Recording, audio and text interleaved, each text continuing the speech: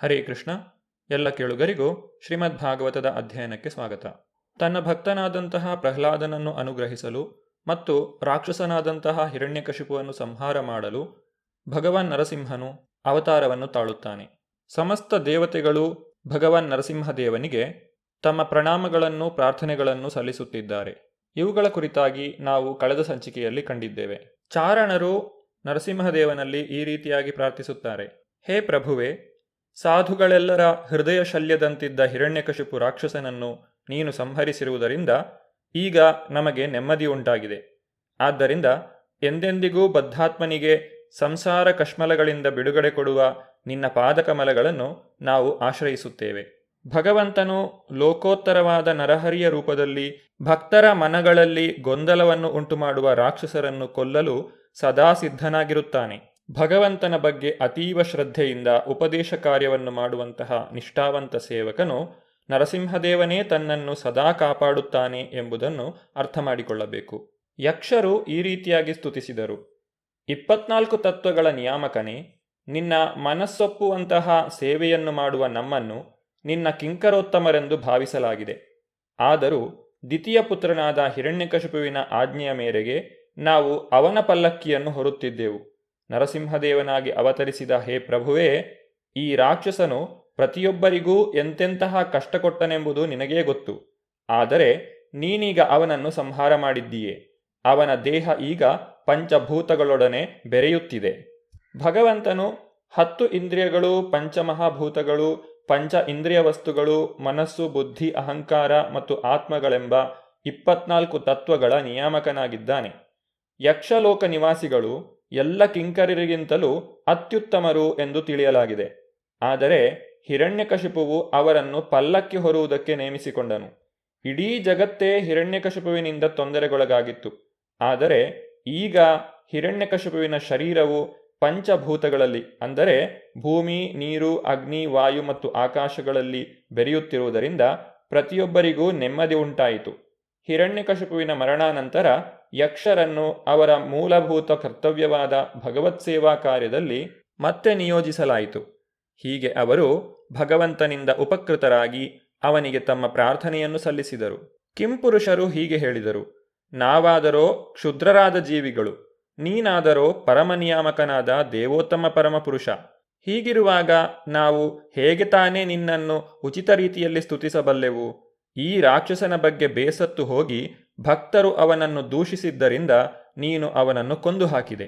ಭಗವಂತನು ಭೂಮಿಯ ಮೇಲೆ ಅವತರಿಸಲು ಕಾರಣವೇನು ಎಂಬುದನ್ನು ಭಗವದ್ಗೀತೆಯಲ್ಲಿ ಶ್ರೀಕೃಷ್ಣನೇ ಹೇಳಿದ್ದಾನೆ. ಯದಾ ಯದಾ ಹಿ ಧರ್ಮಸ್ಯ ಗ್ಲಾನಿರ್ಭವತಿ ಭಾರತ ಅಭ್ಯುತ್ಥಾನಮಧರ್ಮಸ್ಯ ತದಾತ್ಮಾನಂ ಸೃಜಾಮ್ಯಹಂ ಪರಿತ್ರಾಣಾಯ ಸಾಧೂನಾಂ ವಿನಾಶಾಯ ಚ ದುಷ್ಕೃತಾಂ ಧರ್ಮ ಸಂಸ್ಥಾಪನಾರ್ಥಾಯ ಸಂಭವಾಮಿ ಯುಗೇ ಯುಗೇ. ಎಂದೆಂದೂ ಮತ್ತು ಎಲ್ಲೆಲ್ಲಿ ಧರ್ಮದ ಅವನತಿ ಆಗುತ್ತದೋ ಮತ್ತು ಅಧರ್ಮ ತಲೆಯೆತ್ತುತ್ತದೋ ಅಂದಂದು ನಾನು ಅವತರಿಸುತ್ತೇನೆ.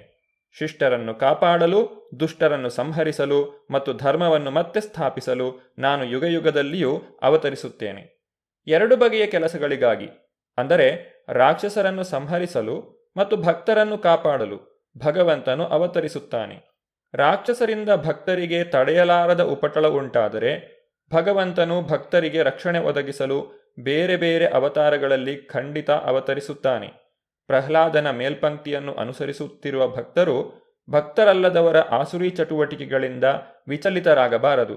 ಬದಲಿಗೆ ಅವರು ಭಗವಂತನ ಸದ್ಭಕ್ತರ ತತ್ವಗಳಿಗೆ ಅಂಟಿಕೊಂಡು ತಮ್ಮ ವಿರುದ್ಧವಾದ ಆಸುರಿ ಚಟುವಟಿಕೆಗಳು ತಮ್ಮ ಭಕ್ತಿ ಸೇವೆಯನ್ನು ನಿಲ್ಲಿಸಲಾರದು ಎಂಬ ಭರವಸೆಯನ್ನು ಇಟ್ಟುಕೊಳ್ಳಬೇಕು.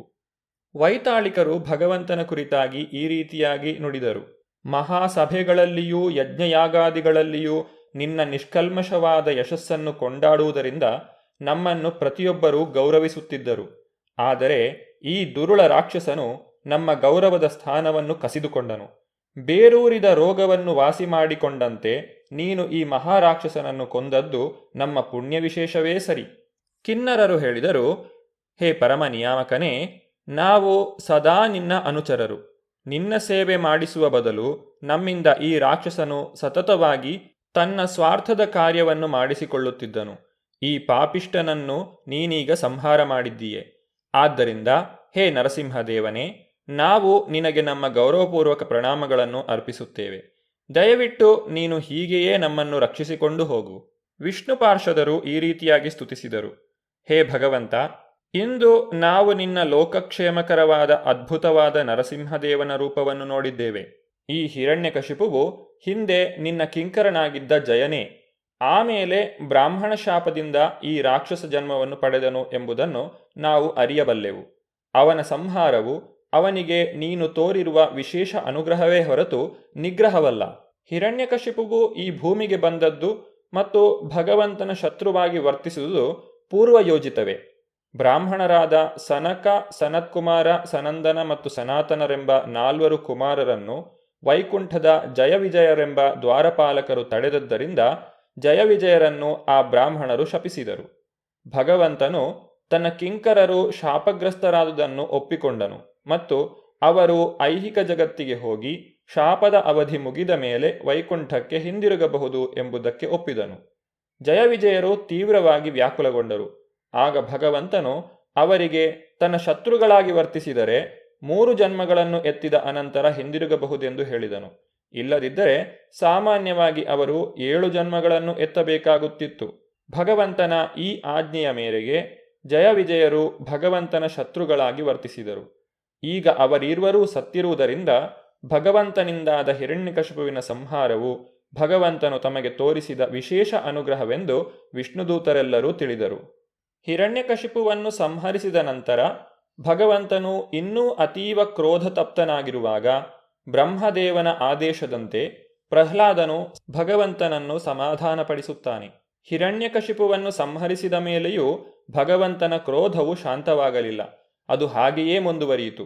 ಬ್ರಹ್ಮದೇವನನ್ನು ಮುಂದಿಟ್ಟುಕೊಂಡು ದೇವತೆಗಳು ಪ್ರಯತ್ನಿಸಿದರೂ ಅವನನ್ನು ಸಮಾಧಾನಪಡಿಸಲಾಗಲಿಲ್ಲ. ನಾರಾಯಣನ ನಿತ್ಯ ಸಂಗಾತಿಯಾದ ತಾಯಿ ಲಕ್ಷ್ಮಿಯೂ ಕೂಡ ನರಸಿಂಹದೇವನ ಸಮೀಪಕ್ಕೆ ಬರುವ ಧೈರ್ಯ ಮಾಡಲಿಲ್ಲ. ಆಗ ಬ್ರಹ್ಮದೇವನು ಪ್ರಹ್ಲಾದನಿಗೆ ಮುಂದೆ ಹೋಗಿ ಭಗವಂತನ ಕ್ರೋಧವು ಉಪಶಮನವಾಗುವಂತೆ ಮಾಡಬೇಕೆಂದು ಹೇಳಿದನು. ತನ್ನ ಪ್ರಭು ನರಸಿಂಹದೇವನ ವಾತ್ಸಲ್ಯದ ಬಗ್ಗೆ ವಿಶ್ವಾಸವಿದ್ದಂತಹ ಪ್ರಹ್ಲಾದನು ಸ್ವಲ್ಪವೂ ಹೆದರಲಿಲ್ಲ. ಗಂಭೀರವಾಗಿ ಮುಂದೆ ಬಂದು ಭಗವಂತನ ಚರಣ ಕಮಲಗಳ ಎದುರಿಗೆ ನಿಂತು ಭಕ್ತಿಪೂರ್ವಕವಾಗಿ ನಮಸ್ಕರಿಸಿದನು. ಪ್ರಹ್ಲಾದನ ಬಗ್ಗೆ ವಿಶೇಷ ಪ್ರೀತಿ ವಾತ್ಸಲ್ಯಗಳಿದ್ದ ನರಸಿಂಹದೇವನು ತನ್ನ ದಿವ್ಯ ಹಸ್ತವನ್ನು ಪ್ರಹ್ಲಾದನ ತಲೆಯ ಮೇಲೆ ಇರಿಸಿದನು. ಭಗವಂತನೇ ಸ್ವತಃ ಸ್ಪರ್ಶಿಸಿದ್ದರಿಂದ ಪ್ರಹ್ಲಾದನಿಗೆ ತಕ್ಷಣವೇ ಬ್ರಹ್ಮಜ್ಞಾನ ಅಥವಾ ಆಧ್ಯಾತ್ಮದ ಜ್ಞಾನ ಉಂಟಾಯಿತು. ಆಗ ಅವನು ಪೂರ್ಣ ಆಧ್ಯಾತ್ಮಿಕ ಜ್ಞಾನಪೂರ್ವಕವಾಗಿಯೂ ಪೂರ್ಣ ಭಕ್ತಿ ದಿವ್ಯಾನಂದದಿಂದಲೂ ಪ್ರಭುವನ್ನು ಕುರಿತು ಸ್ತೋತ್ರ ಮಾಡಿದನು. ಪ್ರಾರ್ಥನೆಗಳ ರೂಪದಲ್ಲಿ ಪ್ರಹ್ಲಾದನು ಆಡಿದ ಉಪದೇಶದ ಮಾತುಗಳನ್ನು ನಾವು ಈಗ ನೋಡೋಣ. ಪ್ರಹ್ಲಾದನು ನುಡಿದನು, ದೇವೋತ್ತಮ ಪರಮಪುರುಷನಿಗೆ ಸ್ತೋತ್ರವನ್ನು ಅರ್ಪಿಸುತ್ತೇನೆ ಎಂದು ಹೇಳುವ ಧಾರ್ಷ್ಟ್ಯ ನನಗಿಲ್ಲ.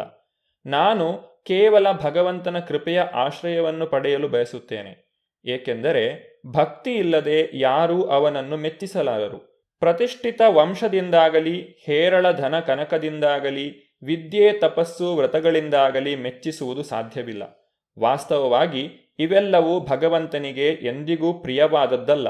ಏಕೆಂದರೆ ಶುದ್ಧ ಭಕ್ತಿ ಸೇವೆಯೊಂದರ ವಿನಃ ಬೇರೆ ಯಾವುದೂ ಅವನನ್ನು ಸಂತೋಷಪಡಿಸದು. ಒಂದು ವೇಳೆ ಭಕ್ತನಲ್ಲದವನು 12 ಬ್ರಾಹ್ಮಣ್ಯ ಲಕ್ಷಣಗಳನ್ನು ಹೊಂದಿದ್ದು ಅರ್ಹತೆಯಿದ್ದರೂ ಕೂಡ ಭಗವಂತನಿಗೆ ಪ್ರಿಯನಾಗಲಾರ. ಆದರೆ ಚಾಂಡಾಲ ವಂಶದಲ್ಲಿ ಹುಟ್ಟಿದ್ದರೂ ಆತನು ಭಕ್ತನಾಗಿದ್ದರೆ ಭಗವಂತನು ಖಂಡಿತವಾಗಿಯೂ ಅವನ ಸ್ತುತಿಯನ್ನು ಸ್ವೀಕರಿಸುತ್ತಾನೆ. ಭಗವಂತನಿಗೆ ಯಾರ ಪ್ರಾರ್ಥನೆ ಸ್ತೋತ್ರಗಳು ಅಗತ್ಯವಲ್ಲ. ಭಕ್ತನು ಭಗವಂತನನ್ನು ಸ್ತುತಿಸಿದರೆ ಅದರಿಂದ ಭಕ್ತನಿಗೆ ಅಪಾರವಾದ ಲಾಭವಿದೆ. ಆದ್ದರಿಂದ ಕೆಳಮಟ್ಟದ ಕುಟುಂಬಗಳಲ್ಲಿ ಜನಿಸಿದ ಅಜ್ಞಾನಿಗಳಾದ ವ್ಯಕ್ತಿಗಳೂ ಕೂಡ ಭಗವಂತನಿಗೆ ಪ್ರಾಮಾಣಿಕವಾಗಿ ಹೃದಯಪೂರ್ವಕವಾಗಿ ಪ್ರಾರ್ಥನೆಯನ್ನು ಸಲ್ಲಿಸಬಹುದು. ಅವನು ಅವುಗಳನ್ನು ಅಂಗೀಕರಿಸುತ್ತಾನೆ. ಪ್ರಾಮಾಣಿಕವಾಗಿ ಪ್ರಾರ್ಥನೆ ಮಾಡುತ್ತಿದ್ದಂತೆಯೇ ಭಕ್ತನು ಬ್ರಹ್ಮನ್ನೆರೆಯಲ್ಲಿ ನಿಲ್ಲುತ್ತಾನೆ. ನರಸಿಂಹದೇವನು ಸಕಲ ಮಾನವ ಜನಾಂಗದ ಒಳಿತಿಗಾಗಿ ಅವತರಿಸಿದನು. ಕೇವಲ ಪ್ರಹ್ಲಾದನ ವೈಯಕ್ತಿಕ ಲಾಭಕ್ಕಾಗಿ ಅಲ್ಲ. ಭಕ್ತನಲ್ಲದವನ ಕಣ್ಣಿಗೆ ನರಸಿಂಹದೇವನ ಉಗ್ರರೂಪವು ಭಯಂಕರವಾಗಿ ಕಾಣಬಹುದು. ಭಕ್ತನಿಗಾದರೋ ಅವನು ಇತರ ಎಲ್ಲ ರೂಪಗಳಂತೆಯೇ ನಿತ್ಯ ವಾತ್ಸಲ್ಯಪೂರ್ಣನು. ಈ ಭೌತಿಕ ಜಗತ್ತಿನಲ್ಲಿ ಬದ್ಧ ಜೀವನವು ಭಯಾನಕವಾದದ್ದು. ವಾಸ್ತವವಾಗಿ ಭಕ್ತನು ಬೇರೆ ಯಾರಿಂದಲೂ ಹೆದರುವುದಿಲ್ಲ. ಭೌತ ಅಸ್ತಿತ್ವವನ್ನು ಕುರಿತ ಹೆದರಿಕೆಗೆ ಕಾರಣವು ಮಿಥ್ಯಾ ಅಹಂಕಾರ. ಆದ್ದರಿಂದ ಪ್ರತಿಯೊಬ್ಬ ಜೀವಿಯೂ ಇಟ್ಟುಕೊಳ್ಳಬೇಕಾದ ಜೀವನ ಲಕ್ಷ್ಯವು ಭಗವಂತನ ದಾಸಾನುದಾಸನಾಗಿರುವ ಸ್ಥಿತಿಯನ್ನು ಪಡೆದುಕೊಳ್ಳುವುದು. ಈ ಜಗತ್ತಿನಲ್ಲಿ ಜೀವಿಗಳು ಅನುಭವಿಸುವ ಕ್ಲೇಶಮಯ ಪರಿಸ್ಥಿತಿಯನ್ನು ಭಗವತ್ಕೃಪೆಯಿಂದ ಮಾತ್ರವೇ ಪರಿಹರಿಸುವುದು ಸಾಧ್ಯ. ಪ್ರಹ್ಲಾದನು ನರಸಿಂಹದೇವನಿಗೆ ಮಾಡಿದಂತಹ ಪ್ರಾರ್ಥನೆಯ ಕುರಿತಾಗಿ ನಾವು ಮುಂದಿನ ಸಂಚಿಕೆಯಲ್ಲಿ ನೋಡೋಣ. ಧನ್ಯವಾದಗಳು. ಹರೇ ಕೃಷ್ಣ.